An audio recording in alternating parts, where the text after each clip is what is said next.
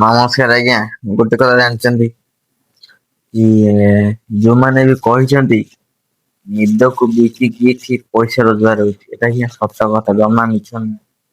ଏବେ ହେଇଗଲାଣି ପାଖାପାଖି 1:30 ରାତି। ଆଉ ମୁଁ ଆସିଥିଲି ଷ୍ଟୁଡିଓକୁ, ମାନେ ଆମରି ଗାଁରେ ସେ ଯୋଉ ଭାଇ ସାନ ଭାଇଟା କତିକି ଯାଏ ବସିବା ପାଇଁ। ତାରି ଷ୍ଟୁଡିଓରେ ଆସି ବସିଛି। ସିଏ ଯାଇଛି କୁଆଡେ କାମରେ, ନେଇକି ତା କାମରେ ଆସିବ। ମୁଁ ଯୋଉ ଦୋକାନ ଟା ଏବେ ଆରମ୍ଭ କରିବା ପାଇଁ ଯାଉଛି, ତା ପାଇଁ ଆଜ୍ଞା ଗୋଟେ ବ୍ୟାନର ତିଆରି କରିବା ପାଇଁ ଆସିଛି ତାରି ପାଖରେ। ସେ କହିଲା ଭାଇ ତମେ ଟିକେ ଆସିବ, ଟିକେ ୱେଟ୍ କରିବ, ୱେଟ୍ କରି ଯାଇକିରି ହବ।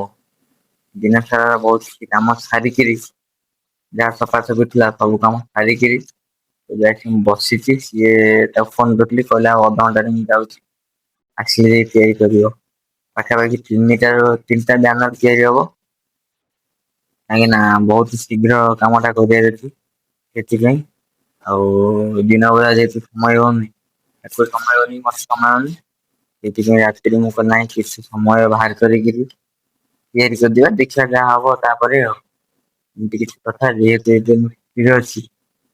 ଆଉ ତାପରେ ଆଉ ଗୋଟାଏ 2 ଦିନ ପରେ ମୁଁ ଡ୍ୟୁଟି ଚାଲିବି, ତାପରେ ଛୁଟି କରିହବ।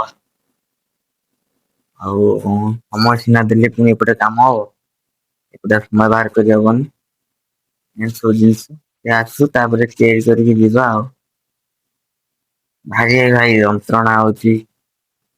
ବୋଉ ବି ମୋର 3-4 ଥର ଫୋନ କଲାଣି ଖାଇବାକୁ, କହିଲି ଆଉ ଟିକେ ଅଧଘଣ୍ଟା ଦେଇଦିଅ ବସିକି ଖାଇବାକୁ।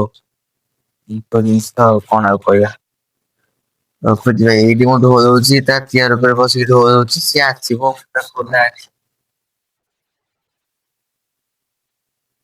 ଏମିତି ଆଉ ଭାଇ, ଏଠି ବିନା ପରିଶ୍ରମ, ବିନା କର୍ତ୍ତବ୍ୟରେ କୌଣସି ଜିନିଷ ହବନି। ସବୁଥିରେ ସଂଘର୍ଷ କରିବା ପାଇଁ ପଡିବ, ବୁଝିଲେ।